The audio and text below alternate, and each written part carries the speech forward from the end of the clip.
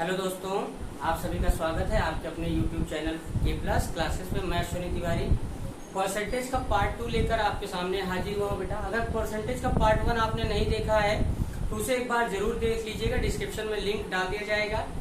आपको वीडियो देखना है क्योंकि उस वीडियो में मैंने परसेंटेज के बेसिक की बात की थी कि कैसे परसेंटेज को फ्रैक्शन में, फ्रैक्शन को परसेंटेज में चेंज करेंगे और उसका क्या बेनिफिट होगा याद करने में। परसेंटेज को कैसे फ्रैक्शन में जल्दी जल्दी हम लोग कन्वर्ट कर लेते हैं, तो वो सिंप्लीफिकेशन में आपको बहुत काम देगा। इसलिए इस वीडियो से ज्यादा इंपॉर्टेंट वो वीडियो होगा आपको क्वेश्चन को शॉर्ट करने में, टाइम मैनेज करने में। अब बात करते हैं हम आपका आज का टॉपिक सेशन में, जहां पर हम लोग अब क्वेश्चन स्टार्ट कर देंगे करना।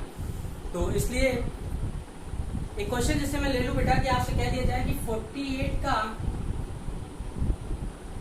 कितना percent, how much percent is 6 आपको बताना है कि 48 का कितना परसेंट 6 है,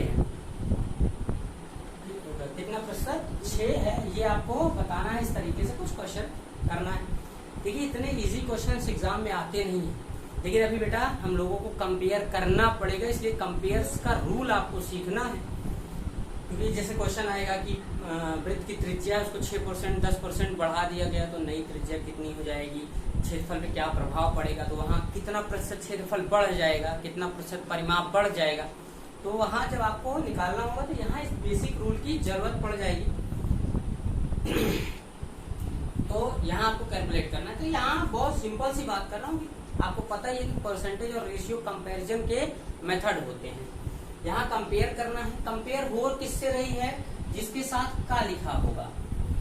48 का लिखा है, जिसका मतलब मेरा कंपेयर किसके साथ हो रहा है, 48 के साथ। और किसका कंपेयर हो रहा है, जो वैल्यू मुझे बतानी है 6। अगर बेसिक रूल्स में ऐसे करूंगा तो मैं कह दूंगा कि 48 का x प्रतिशत बराबर 6 है, बराबर 6 कर दूंगा। इसको कैलकुलेट कर लूंगा, ये कोई बड़ी बात नहीं है। का मतलब मल्टीप्लाई होता है तो x% इज इक्वल हो जाएगा 6/48, यहाँ चला जाएगा। और प्रतिशत का मतलब होता है अपान में 100, तो बेटा अपान में 100 है, उधर चला जाएगा तो 100 से मल्टीप्लाई हो जाएगा। तो ये इसका बेसिक रूल हो गया। अब मुझे क्या सीखना है, बस उसी बात पर आप ध्यान दीजिए। जो यहाँ से रिजल्ट आया है इसी में से मुझे, देखिए जब आप कोई ट्रिक बनाते हैं, सीखते हैं, तो उसे हम लोग ऐसे ही करते हैं कि सब कुछ बाय रूल सॉल्व कर लेते हैं और फिर देखते हैं कि मैंने जो चीजें लिखी हैं वो किस फॉर्मेट में लिखी हैं, और उस फॉर्मेट को हम लोग मेमोराइज कर लेते हैं और फ्रूटफुल हो जाते हैं, हमें लाभ हो जाता है हम जब आप बड़ी तेजी से लिख देते हैं। तो बेटा देखिए, जिसके साथ का लिखा है वो मेरा डिनोमिनेटर में है, मतलब जिससे कंपेयर हो रहा है वो मेरा नीचे है। अभी हम लोग क्वेश्चन करेंगे उसके साथ यहाँ से भी लिखा रहेगा, तो जिसके साथ का या से लिखा रहता है वो नीचे डिनोमिनेटर में रहता है। ऊपर रहता है जिसकी तुलना हो रही होती, मतलब दूसरा नंबर जो बचा हुआ है उसका वो नंबर डिनोमिनेटर में रहता है। और परसेंटेज में चेंज करना है, फ्रैक्शन को परसेंटेज में चेंज करने के लिए हमेशा 100 से मल्टीप्लाई हो जाता है। तो ये 100 से मल्टीप्लाई हो गया, आपका वैल्यू आ जाएगा। तो यहाँ से आप डिवाइड कर दो बेटा, 6 से यहाँ 8 आएगा, 8 से आप डिवाइड करोगे तो ये 1/8 लिख उठा, यहाँ पे 1 आया, यहाँ पे 8। 1/8 कितना परसेंट होता है, पिछली क्लास में मैंने आपको याद करने के लिए कहा था। अगर आपने याद किया होगा तो आप जान गए होंगे कि 12.5% है। लेकिन अगर नहीं याद, आप कैलकुलेट करना चाहते हैं कर लीजिए। 4 से कटेगा 2 आएगा, 4 से कटेगा 25 आएगा, और 2 से 25 में भाग दोगे तो कितना आएगा, 12.5% आएगा। तो 48 का 12.5% कितना होगा बेटा, 6 होगा। क्लियर है मेरी बात। अब नेक्स्ट जैसे मैं क्वेश्चन लिख दूं बेटा, मैं कह दूं कि 18 का हाउ मच परसेंट, कितना परसेंट 45 है। कुछ क्वेश्चन मैंने लिख दिया। अब आपको बताना है, मैंने आपको बताया क्या करना है, डायरेक्ट रिजल्ट लिखने की कितना परसेंट है, तो मुझे परसेंट मेरा डायरेक्ट मिल जाएगा। कैसे, न्यूमरेटर में जिसका कंपेयर हो रहा है उसको लिखना है, डिनोमिनेटर में जिसके साथ का लगा हुआ है उसको लिखना है, और मल्टीप्लाई 100 कर देना है। सॉल्व कर लो कि आपका रिजल्ट है।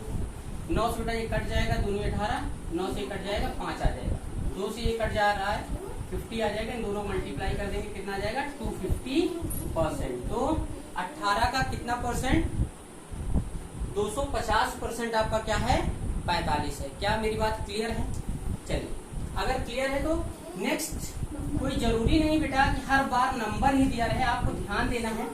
रेशियो में जब भी किसी चीज का कंपेयर होता है, किसका होता है, उसके यूनिट्स को भी ध्यान में देना होता है। यहाँ पर जब नंबर लिखा था 18, 45 या जो भी नंबर मैंने लिखा था उसमें मैंने कोई यूनिट नहीं लिखी थी। अगर यूनिट लिखा होगा तो क्या होगा, यूनिट लिखा होगा तो आपको सेम यूनिट में कन्वर्ट करके कंपेयर करना होगा। जैसे मैं कहूं कि आधे घंटे का हाउ मच परसेंट, कितना परसेंट, कह दूं 1 मिनट 10 सेकेंड है, 1 मिनट 10 सेकेंड है, ये आपको बताना है। तो आप निकाल लेंगे आधे घंटे का x% इतना है। लेकिन एक बात बताइए, ये सब चीजें जब इसमें यूनिट लगा दी गई तो ये मिनट और सेकंड में लिखा है, और जिसके साथ का लिखा है आधा घंटा वो बेटा आवर में लिखा है। क्या इसका कंपेयर हो सकता है? नहीं हो सकता, ना रेशियो मेथड से ना परसेंटेज मेथड। बेसिक रूल क्या है, जब भी आप कंपेयर करते हैं आपको क्या पता है, यूनिट सेम होना चाहिए। तो बेटा सबसे छोटी यूनिट में इनको कन्वर्ट कर लेंगे। तो 1 मिनट मीन्स होता है 60 सेकेंड, और 10 सेकेंड और लिखा तो 60 और 10 कितना हो जाएगा, 70 सेकेंड। जिसकी कंपेयर हो रहा है वो ऊपर, और जिसके साथ का लिखा वो नीचे रहेगा। नीचे लिखोगे तो आधे घंटे का मतलब होता है 30 मिनट, लेकिन मिनट में नहीं लिख रहा है, ये सेकंड में लिखा है, तो इसको सेकंड में कन्वर्ट करने के लिए 60 मल्टीप्लाई हो जाएगा, और मल्टीप्लाई बाई 100।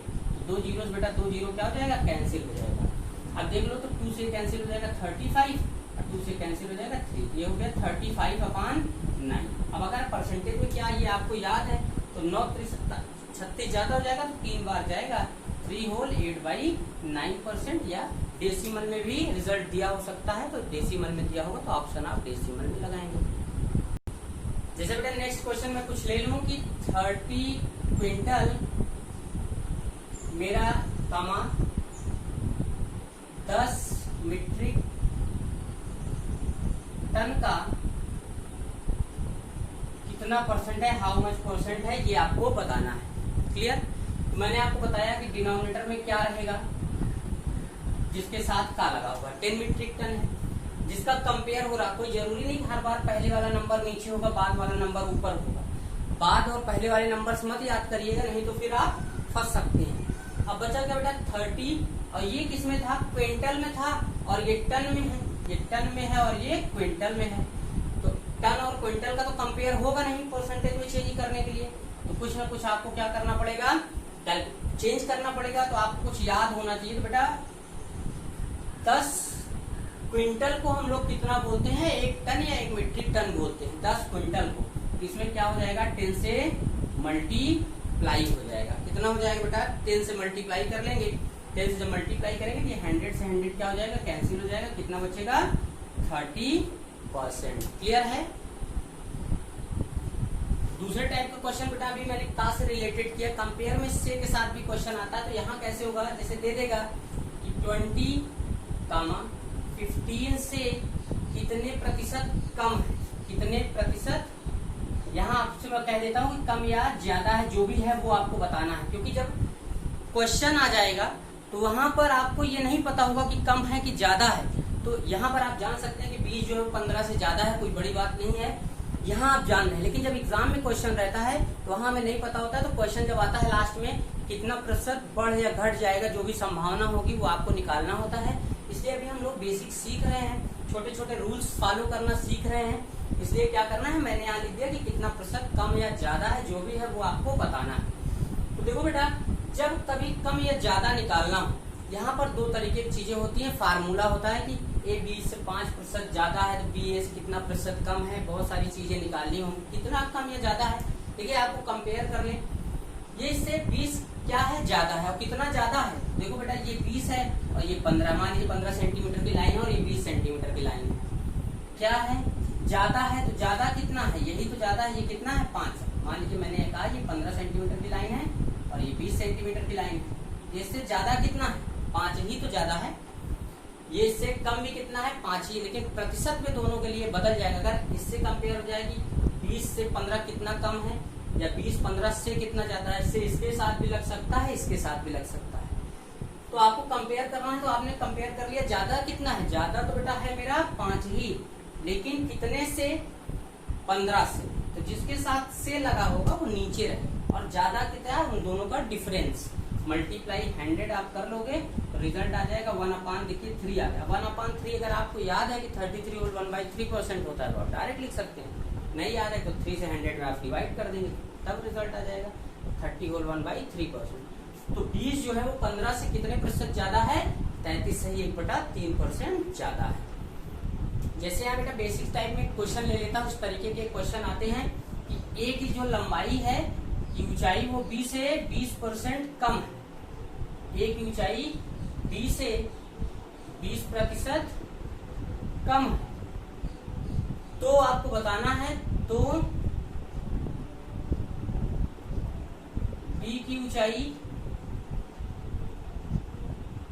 ए की ऊंचाई बी से 20% कम है, तो बी की ऊंचाई ए से कितने प्रतिशत ज्यादा है। कुछ इस प्रकार से क्वेश्चन, और ये क्वेश्चंस आपके एग्जाम में डायरेक्ट आ जाते हैं।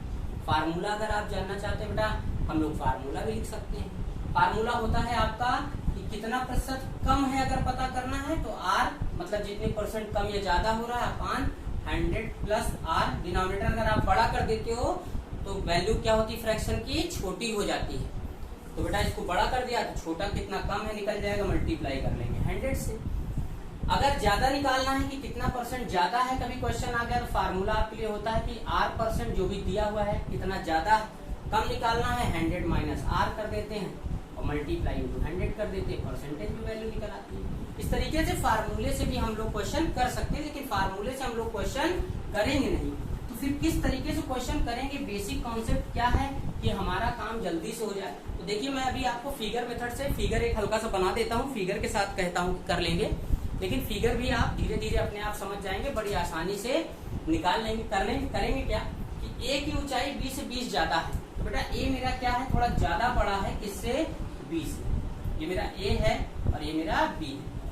ए ज्यादा है इससे बी से, तो बी को मान लेंगे कि बी 100 सेंटीमीटर। देखिए जब कंपेयर करते हैं तो कोई जरूरी नहीं कि आपके पास ओरिजिनल वैल्यू, आप कोई भी वैल्यू ले सकते थे। इसको 10 मीटर का, 8 मीटर का, 6 मीटर का, 5 मीटर का, जितना आपका मन कहे उसका 20% निकाल के इसमें जोड़ दीजिए, उससे उतना ज्यादा हो जाएगा, वैल्यू आपको मिल जाएगा। लेकिन अगर आपको क्वेश्चन बेटा जल्दी करना है तो किसी भी चीज को आप 100 मानिए। क्यों?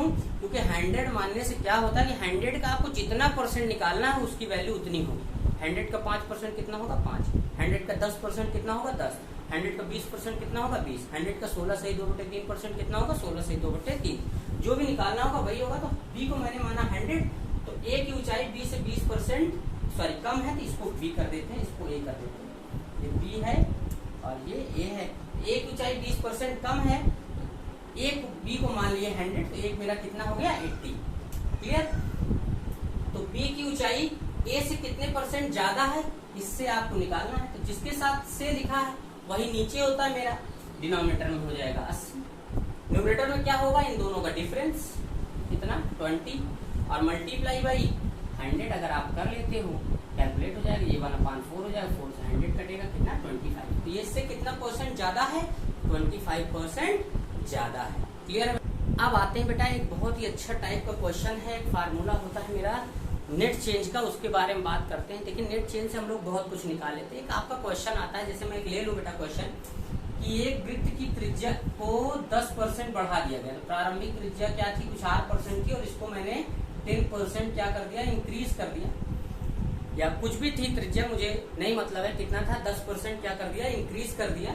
इसको मैं हटा भी दूं क्योंकि बेसिक से नहीं लगाना है, अभी तक प्लान था। तो उसके क्षेत्रफल में क्या प्रभाव पड़ेगा आपको निकालना है। क्लियर है? चलिए बेटा अगर मैं निकालूं तो मैंने आपसे बात की कि 10% बढ़ा दिया, तो 10% का मतलब होता है 10/100, दैट इज 1/10। तो मतलब अगर जब क्लास स्टार्ट हुई थी, पहले वीडियो अगर आपने देखा हो तो मैंने आपको बताया था कि जब इस तरीके से कुछ आप लिखते हैं कि 10% का वैल्यू वहां पर याद किया था आपने, 1/10 होता है, तो मैंने आपको बताया था ये चीज ओरिजिनल वैल्यू होती है अगर मानना चाहे फ्रैक्शन के लिए। और इस ओरिजिनल वैल्यू का अगर मैं 10% निकालूंगा तो मेरा मान 1 आएगा। तो कह रहा है कि क्षेत्रफल होता क्या है, πr²। ठीक है, कोई भी चीज कांस्टेंट है तो कांस्टेंट को आप भूल जाइए, क्योंकि दोनों केस में पहले वाला फार्मूला से जब निकालेंगे तब भी आपको ये चीज निकालनी पड़ेगी, सेकंड वाला निकालेंगे तब भी आपको निकालनी पड़ेगी, दोनों में आएगा कांस्टेंट। क्योंकि पहले केस में त्रिज्या इतनी, दूसरी बार 10% बढ़ के त्रिज्या थोड़ी बड़ी हो गई, तो 2 बार अगर आप क्षेत्रफल निकालोगे तो पाई आपको दोनों में लिखना पड़ेगा। तो जो चीज कांस्टेंट होती है उसको मुझे भूल जाना है, नेग्लेक्ट कर लेना है, या परसेंटेज के केस में, क्योंकि एग्जैक्ट वैल्यू निकाल के नहीं देनी है। तो मैंने आपको बताया, इसका मतलब है कि प्रारंभिक ओरिजिनल त्रिज्या अगर मेरी 10 सेंटीमीटर रही होगी तो बाद में कितना हो जाएगी, तो 10% बढ़ गई, मतलब 1 बढ़ गई तो कितनी हो गई, 11। तो पहले मेरा त्रिज्या था 10 और बाद में बढ़ के कितना हो गया, 11। कहेगा उसका क्षेत्रफल में क्या प्रभाव पड़ा। तो बेटा यहाँ स्क्वायर है, तो 10 का स्क्वायर कितना होता है 100 और 11 का स्क्वायर कितना होता है 121। तो ये इससे कितना ज्यादा है, ज्यादा है बेटा 21। किससे, प्रारंभिक वैल्यू से, इनिशियल वैल्यू से। अब फ्रैक्शन को परसेंटेज चेंज करने के लिए 100 से मल्टीप्लाई कर देते हैं, 100 से मल्टीप्लाई कर देंगे, इससे कट जाए, कितना आ गया 21% आ गया। ये तो हो गया कुछ बेसिक से मैच करता हुआ। हम इस तरीके से भी क्वेश्चन को कर सकते हैं, बड़ा आसान होता है क्वेश्चन को कर लेना। लेकिन मैं आपसे ज्यादा तो कभी नहीं कहूंगा, जब भी हम लोग मैथ पढ़ते रहेंगे मेरे साथ आपसे, कि आप फार्मूला याद करिए। मैं फार्मूले में यकीन नहीं करता हूं, क्योंकि फार्मूला आपसे मिस हो सकता है। कॉन्सेप्ट अगर आपका मजबूत हो तो काम आपका आसान हो जाता है। तो यहाँ पर जब किसी वस्तु में कोई भी वृद्धि कमी करेगा, कई प्रकार के क्वेश्चन आएंगे कि आय में वृद्धि हो जाने से खपत में कितना कमी करना पड़ेगा, कीमत पे ना प्रभाव पड़े, चीनी के मूल्य में 20% वृद्धि हो जाने से मद में खर्च में कितनी कमी करनी पड़ेगी कि मद पे कोई प्रभाव न पड़े, आयत के क्षेत्रफल को में लंबाई को 10% बढ़ा देने से, चौड़ाई को 20% कम कर देने से क्षेत्रफल पे क्या प्रभाव पड़ेगा। जहां पर किसी एक वस्तु में दो चीजों में वृद्धि या कमी हो रही होगी, वहां पर हम लोग एक फार्मूला होता है यूज कर लेते हैं, नेट चेंज इसका नाम है, नेट चेंज। अगर मैं इस फार्मूले को याद कर लेता हूं बेटा, तो ये फार्मूला कम से कम मुझे 10 से 12 टाइप के क्वेश्चन में काम आता है, इसलिए बहुत ही इंपॉर्टेंट फार्मूला बन जाता है परसेंटेज का, या रेशियो में भी काम करेंगे। परसेंटेज जहां देखो, क्योंकि रेशियो को परसेंटेज में हम लोग चेंज कर लेंगे। तो 10 से 12 टाइप का बैंकिंग में इसको, सॉरी ब्याज में चक्रवृद्धि ब्याज और साधारण ब्याज में यूज करेंगे, एलिगेशन में यूज करेंगे, कई टाइप पर कई जगहों पे हम लोग यूज कर सकते हैं। इसलिए ये फार्मूला पढ़ना बहुत जरूरी है। x% plus minus y plus minus XY अपान 100%, ये मेरा फार्मूला है।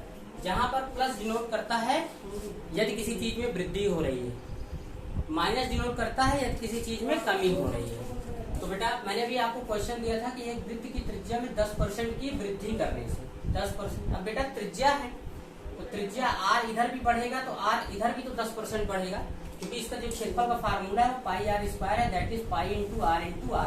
तो अगर जिस भी चीज का फार्मूला लिख रहे हैं, उन दोनों फार्मूले में मल्टीप्लाई हो रहा हो, क्या हो रहा हो, मल्टीप्लाई हो रहा हो, तो ऐसी जगहों पे हम लोग नेट चेंज लगाते हैं। बेटा 10% की वृद्धि का मतलब प्लस है, प्लस दूसरा वाला भी r आपका 10% बढ़ेगा ही, क्योंकि दोनों r ही है, त्रिज्या में 10% की वृद्धि कर रहे हैं। इन दोनों का अगर मल्टीप्लाई होगा, बेटा ये भी प्लस का 10 है, ये भी प्लस का 10 है, मल्टीप्लाई होगा तो प्लस का 100, इन दोनों को मल्टीप्लाई करना है, प्लस का 100 अपान 100।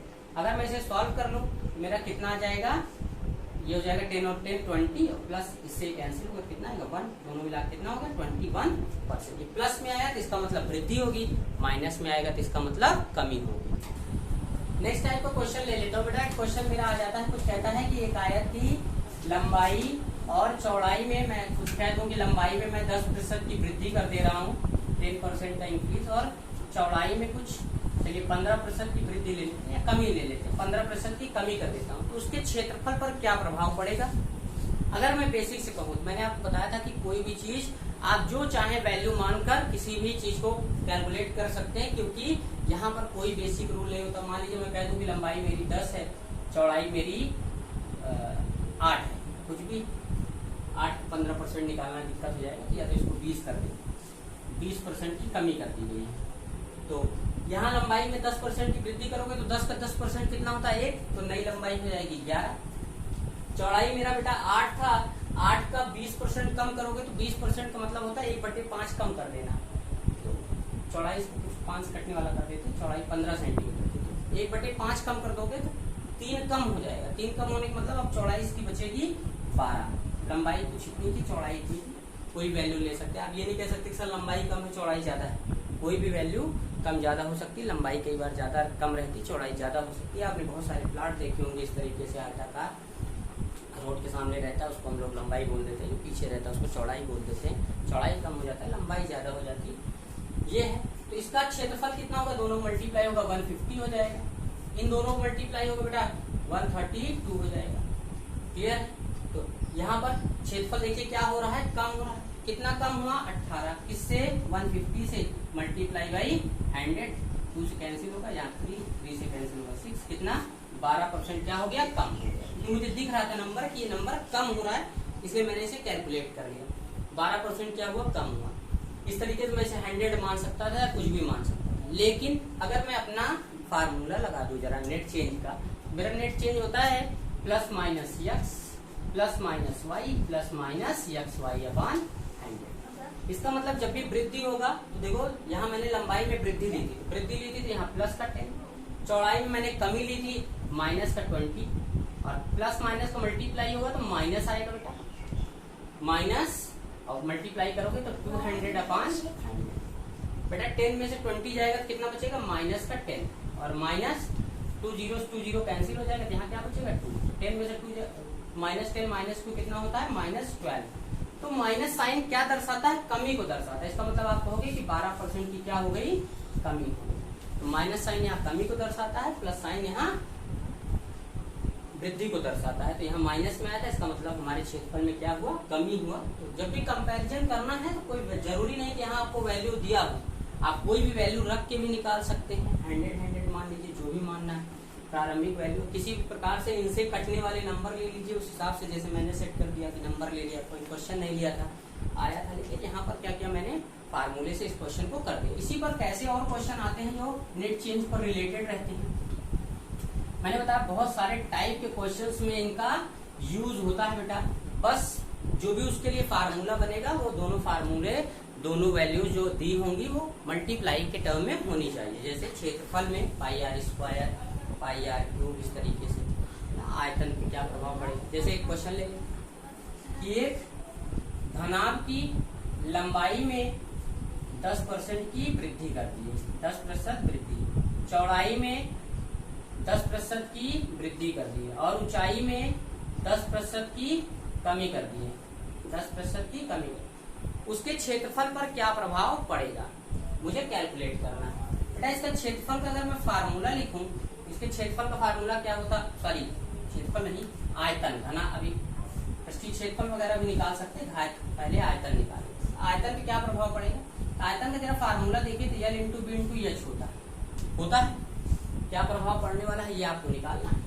तो बेटा देखो, दो के लिए नेट चेंज में दो बीमाएं होती हैं, एक्स वाई, तीन तो होती नहीं एक्स वाई जेड। तो कैसे निकालेंगे, तो पहले मैं किसी दो को कैलकुलेट कर लूंगा, एनी टू, किसी भी दो को कैलकुलेट कर लूंगा। वहां से जो रिजल्टेंट आएगा उसको मैं तीसरे वाले के साथ अगर कैलकुलेट कर लूंगा तो मेरा रिजल्ट आ जाएगा। तो पहले 10 की वृद्धि हुई है, 10 की वृद्धि का मतलब 10% प्लस 10% प्लस 100 अपॉन 100 कितना हो गया, 21 हो गया। बेटा 10 और 10 20, और यहाँ 100 से 100 कैंसिल होगा तो 1 आएगा, ऐड करेंगे 21। मैंने आपको कहा जो भी आएगा उसको तीसरे के साथ सॉल्व कर लेंगे। एच में क्या हो रहा है, 10% की कमी, तो 21 माइनस 10, और दोनों को मल्टीप्लाई होगा तो माइनस 210 अपॉन 100। बेटा दो में वृद्धि, इसमें वृद्धि, sorry plus minus multiply minus, इतना क्लियर। अब बेटा इसको आप कैलकुलेट करोगे तो 21 में से 10 जाएगा, कितना आएगा 11, माइनस 1 0 से 0 कैंसिल होगा, यहाँ कितना आएगा 2.1। तो बेटा 11 में से 2 माइनस होगा तो कितना आएगा 9, और 0.1 और माइनस करोगे तो कितना हो जाएगा 8.9। प्लस में आया, इसका मतलब आप क्या कहोगे, इतने प्रतिशत की वृद्धि हो गई। क्लियर है, इतने प्रतिशत की वृद्धि हो गई। दो बार आपको नेट चेंज निकालना पड़ा, आपका रिजल्ट आ गया। नेक्स्ट टाइप का क्वेश्चन लिया मैंने बेटा, जैसे यहाँ क्वेश्चन लिया कि चीनी के मूल्य में 20% की वृद्धि हो जाने से खपत में कितने प्रतिशत, या खपत को कितने प्रतिशत कम करना होगा कि मद पर कोई प्रभाव न पड़े। तो देखो बेटा, अगर जैसे मैंने एग्जांपल ले, क्वेश्चन को समझा दूं तो कुछ इस प्रकार से, जैसे किसी के घर का खर्च है चीनी का कि 200 रुपए की चीनी आती है महीने में। अब इस महीने क्या हुआ, चीनी का लॉकडाउन में चीनी का रेट बढ़ गया, इनकम हो नहीं रही है। तो घर में समस्या हुआ कि तय किया घर वालों ने कि 200 रुपए का चीनी खर्च हम लोग लाते थे तो 200 रुपए की चीनी लाएंगे। तो रेट बढ़ जाएगा तो चीनी क्या मिलेगी, कम मिलेगी। और दिन में अगर 4 बार चाय पीते थे तो आपको क्या करना पड़ेगा, 3 बार पीना पड़ेगा या 2 बार पीना पड़ेगा, ताकि क्या हो जाए, आपका खर्च ना बढ़े, आपको एक्स्ट्रा चीनी ना खरीद के लाना पड़े, मद पर कोई प्रभाव ना पड़े। इस तरीके से आपको वैल्यू कैलकुलेट करनी है। तो देखो बेटा, यहाँ पर आप कहोगे कि सर यहाँ कैसे पता चलेगा जहाँ कौन सा फार्मूला है? बिल्कुल फार्मूला है। जैसे 1 किलो चीनी का दाम 40 रुपए है, 5 किलो अगर आप लाते तो पूरा दाम मल्टीप्लाई करोगे, 40 इंटू 5 करोगे तभी तो वैल्यू निकलेगी कि 200 रुपए का आता था जो भी था। तो यहाँ पर क्या हो रहा है, मल्टीप्लाई हो रहा है। तो अगर मल्टीप्लाई हो रहा है तो उसको कैलकुलेट करने के लिए आपको क्या बताया गया है कि हम लोग नेट चेंज से निकाल सकते हैं, लेकिन कह रहा है कोई प्रभाव ना पड़े। इसका क्या मतलब है? इसका मतलब है कि जो नेट चेंज जो अभी तक हम लोगों ने निकाला था कि 12% कम हो जाए, यहाँ पे कह रहा है कि नेट चेंज मेरा 0 रहे। क्या रहे? 0 रहे। क्लियर? कोई प्रभाव न पड़ने का मतलब है 0। अगर ये लिखा होता कि मध्य 3% बढ़ जाए तो यहाँ कितना लिखते? 3। मध्य 5% कम हो जाए तो यहाँ कितना लिखते? -5। क्लियर है बात? जैसे इस बात को सब याद रखिएगा, कोई प्रभाव न पड़े, यहाँ 0। 5% बढ़ जाए 5, 3% कम हो जाए यहाँ -3। चीनी के मूल्य में 20% वृद्धि। एक चीज में क्या हुई है? 20% वृद्धि मतलब +20। और खपत में कितने प्रतिशत कम करना पड़े तो कमी के लिए क्या माइनस का आप यूज करते हो, माइनस। इन दोनों मल्टीप्लाई करोगे बेटा तो माइनस का 20/5 आ जाएगा, 100 आ जाएगा। क्लियर है बेटा? ये दोनों नॉन वेरिएबल, वेरिएबल एक तरफ कर लेंगे, नॉन वेरिएबल एक तरफ कर लेंगे। 20 को यहीं रहने दो, ये दोनों इधर आएगा, y इधर माइनस में इधर आएगा, प्लस हो जाएगा। अब बेटा 20/100 का मतलब हुआ 1/5। कितना हो जाएगा प्लस का? y/5। तो 5 1 जा 5 और 1 6y/5 is equal to 20। Calculate कर लो बेटा, तो y आपका 100/6 that is 50/3 that is 16 whole 2/3%। तो प्लस में आया, इसका मतलब क्या कि आप तो बहरहाल यहाँ आप माइनस साइन मान ही चुके थे, कमी आपको डायरेक्ट पता चल गई कि 16 होल 2/3% की क्या करनी पड़ेगी? आपको कमी करनी पड़ेगी। तो बेटा अगर इस तरीके से दी गई जानकारी आपको पसंद आई, आप कोई भी बुक लीजिए। देखिए एग्जाम क्या है, जो कंपटीशन जो है वो लड़ाई है जिसमें आपको क्या करना है? जीतना। और जीतने के लिए आपके पास हथियार होना चाहिए। हथियार है अच्छी किताबें हों आपके पास। मैक्सिमम आपका पीएस फैक्टर मजबूत हो, स्पीड और परफॉर्मेंस दोनों अच्छी हो, तब जाकर के कहीं आपका काम बनता है। आपकी परफॉर्मेंस को सुधारने के लिए और स्पीड बढ़ाने के लिए शॉर्ट ट्रिक और कैलकुलेशन पर मैं बहुत ध्यान दे रहा हूँ। और अगर आपको दी गई जानकारी अच्छी लग रही है, आपको पसंद आ रहा है, तो चैनल को लाइक शेयर और सब्सक्राइब करना ना भूलें। आज के लिए इतना ही। Thank you.